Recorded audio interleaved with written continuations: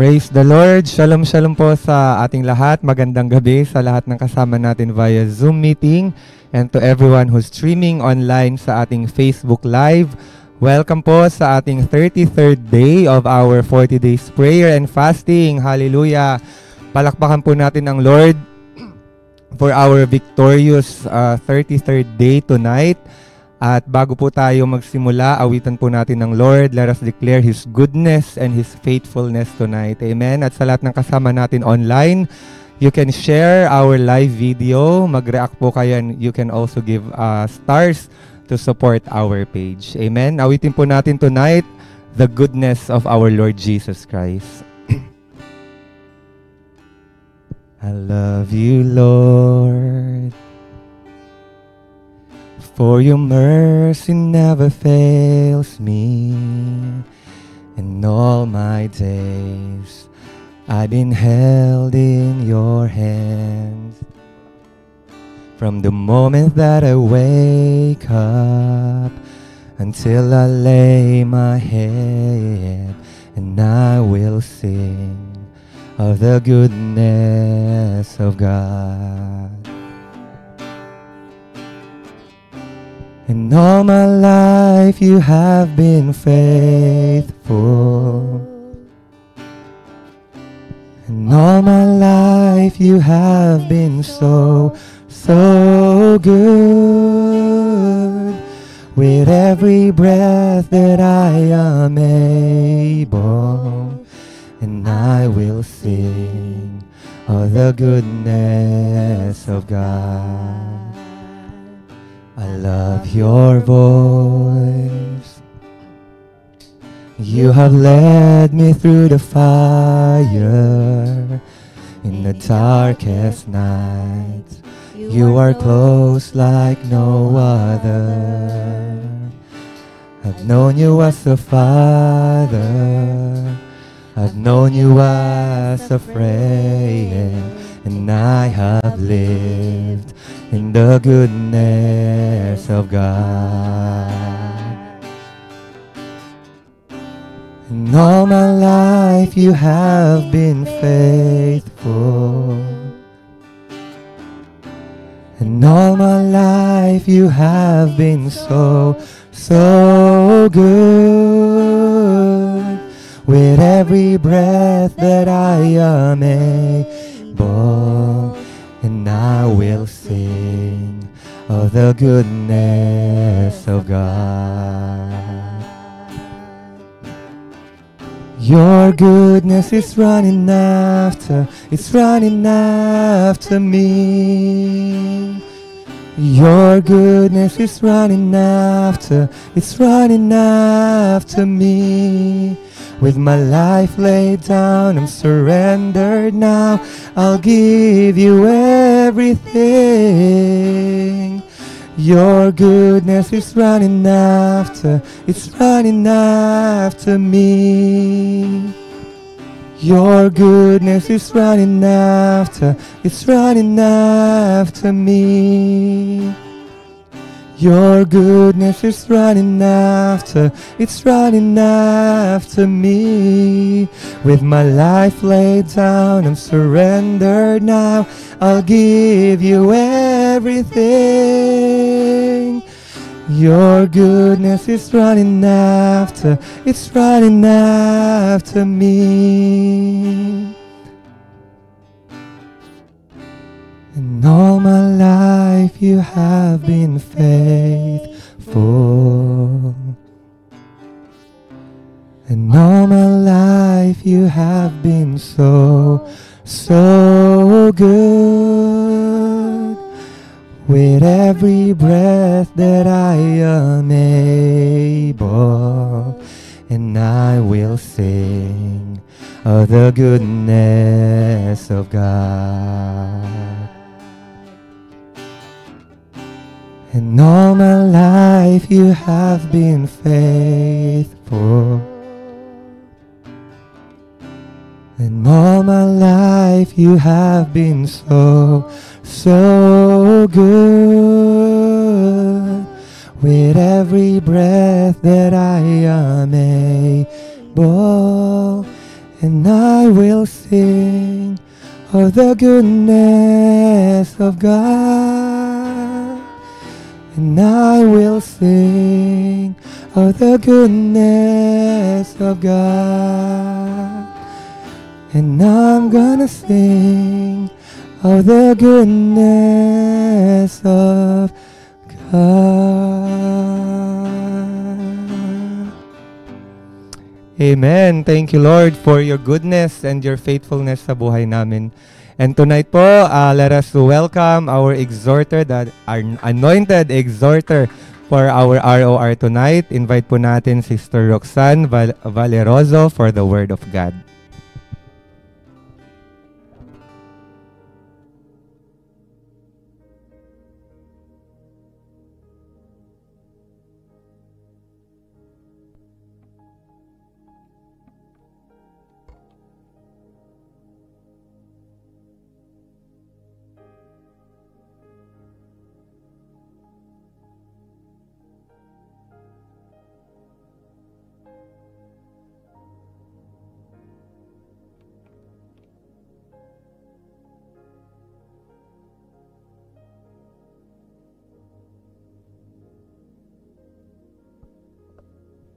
Shalom, shalom po sa ating lahat, to all our viewers in Facebook Live and sa Zoom po, sa lahat ng mga naka-fasting ngayong araw na nabubusog ng Word of God. Amen. Shalom, shalom po. And manalangin po muna tayo. Hallelujah. Hallelujah. We praise you, O God. We glorify your name, O God.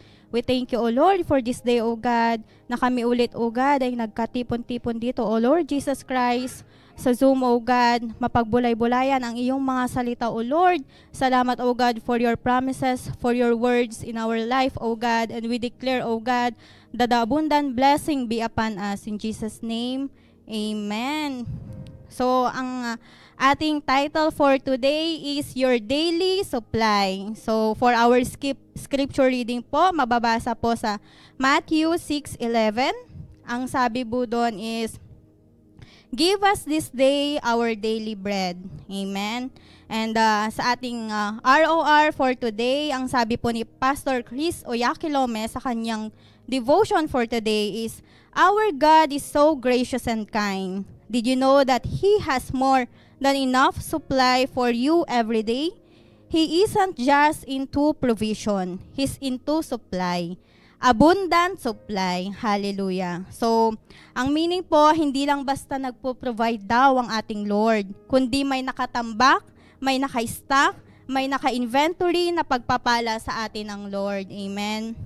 So, the Bible says in 2 Corinthians 9 verse 8 in AMPC version, And God is able to make all grace, every favor, and earthly blessing come out to you in abundance, so that you may always and under all circumstances and whatever the need to be self-sufficient, possessing enough to require no aid or support, and furnish in abundance for every good work and charitable donation.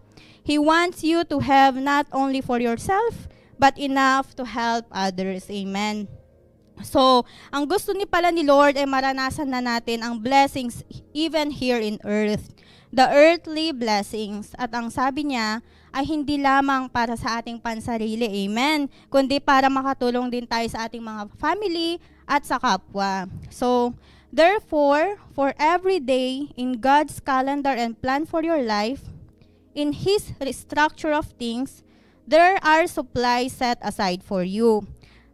In Psalm 68:19 says, Blessed be the Lord who daily loaded us with benefits, even the God of our salvation. In this year of redemption, make up your mind to redeem every blessing that God has ordained you. Each one of us has a heavenly account.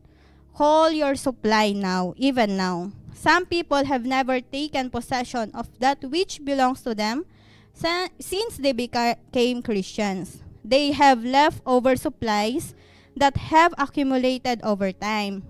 It's time to cash out, sabi. It's time to draw from your heavenly account. Pero paano? Yun yung tanong ni Pastor Yakulome. How can we do that? So ang sabi niya, it's through your faith-filled affirmations, your confessions of the word. Amen. The Lord Jesus said, you shall have what you say, as the Bible verse said in Mark 11:23. Ang sabi niya po doon, truly I tell you, if anyone says to this mountain, go, throw yourself into the sea, and does not doubt in their heart, but believes that what they say will happen, it will be done for them. At ang sabi sa Luke 1:37, for God nothing will be impossible. So, ang sabi niya, your tongue is the pen. Use it now to sign your coupons and vouchers and turn them into for actual value. Hallelujah. Sino po dito ang mga mahilig sa coupons and vouchers, mga discounts, 50% off? Amen. Isa na po tayo dyan. Amen. Pero pag tinago natin ang mga coupons and vouchers natin, di ba masasayang lang po siya? Gaya lang din ng ating faith kay Lord.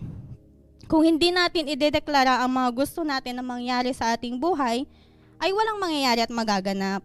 You say, sabay-sabay po nating sabihin na today, there's an overflow of favor for me, and I take possession. The Lord has supplied all that I require for life and godliness, according to the riches of His glory in Christ Jesus. Amen. As it is written in Philippians 4:19, and my God will meet all your needs according to the riches of His glory in Christ Jesus. Amen. So, hallelujah. Habang ginagawa ko po ang aking exhortation kagabi, ako po ay nananalangin sa Kanya. At habang ako ay nananalangin, napansin ko po na ako ay umiiyak. Amen. So, habang ako ay nagpapasalamat sa kabutihan niya sa aking buhay, sa buhay ng aking family, maging sa buhay ng aking mga kaibigan sa pananampalataya dito sa Dubai. So, maiksing testimony lang po. So, year 2019 nang halos kadadating ko sa Dubai that time. And naalala ko nga po ang preaching last Sunday. Maalala po, pa po ba natin ang ating mga itsura ng first na kadadating natin dito sa Dubai? So, that time, yung mga panahon na ang tanging supply lang na naaalala ko na meron kami nila Sis Etchi, Sis Eloisa, special mention po, ay itlog. Amen. Yes po, dumating po kami sa panahon na pag may itlog at bigas na iluluto si Ate Eloisa, ay masaya na kami. Amen. Hindi ko po makakalimutan ang time na naputulan kami ng kuryente at ang sabi ni Sis Eloisa ay kumain kami ng maaga at hindi pagabi para makita namin ang mga kakainin namin. Biniro ko pa nga si ate. Sabi ko, itlog lang naman po yung kakainin na ate. Kahit nakapikit ako, kayang-kaya ko yung kainin. So, there are times na masaya ako kasi kapag BS, Bible study, syempre merong bibisita sa ating rooms and yun nga po, hindi lang tayo nabubusog ng salita ng Diyos, kundi pati ang ating tiyan ay mabubusog. Amen. So, dumating po ako sa point na talagang, attend ako ng Bible study kasi may pagkain. Amen. But truly, God is moving in our life. Kasabay ng pananampalataya at natutunan natin kung paano natin i-redeem ang ating mga vouchers and coupons. Kung paano tayo mag-declare ng good things, kung paano ang biyaya ng Diyos ay totoo at tunay. Pagpapalang walang katumbas at kailanman na hindi magkukulang. So, ganun talaga pala. God supplies ng sobra-sobrang pagpapala sa buhay natin. Hindi na lang po bastang itlog ang pwedeng i-stock namin ngayon, kundi may chicken na din. Amen. Iba magbigay ang Lord. Amen. Iba ang buhay ng isang Kristiyanong alam gumamit ng kanyang mga coupon and vouchers na binigay ng ating Panginoon. Ibang magbigay ang Lord, as the Bible verse says in Psalms 23 verse 1 to 2, the Lord is my shepherd, I lack nothing. He makes me lie down in green pastures. So hindi lang siya basta nagpo-provide po, kundi nagsusupply ng sobra-sobrang pagpapala. Amen. na mararanasan natin ang langit kahit nandito pa lamang tayo sa lupa. At higit pa ang pagpapalang mararanasan natin pagkasama na natin siya. Amen. So, brethren, let us redeem the coupon and vouchers na natanggap natin sa Kanya. Let us use the pen which is our tongue to use these vouchers. Let us declare faith-filled affirmations, our confirmations of the Word. Sabay-sabay po nating i-confess ang ating confession for today. Ang sabi dito, everything I require the man, material resources,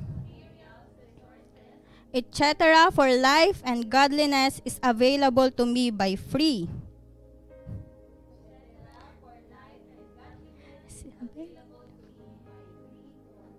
My life is a daily expression of the supernatural.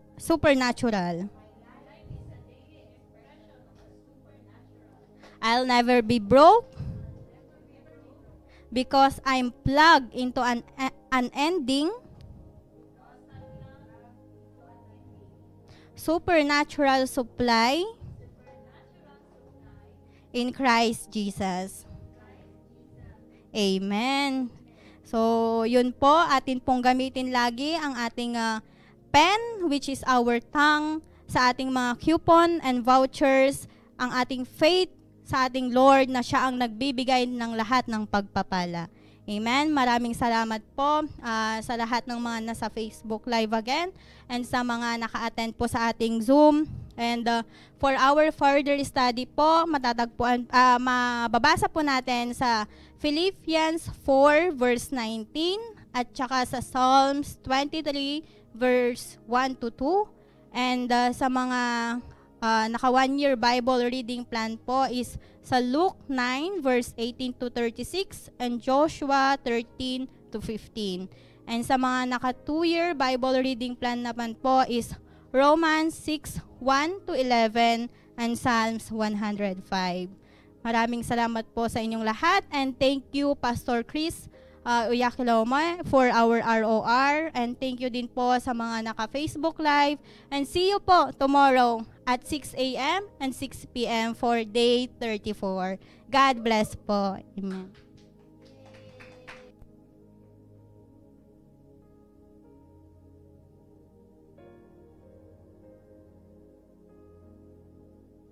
Amen. Praise and glory to God. Hallelujah. Again, salamat sa buhay.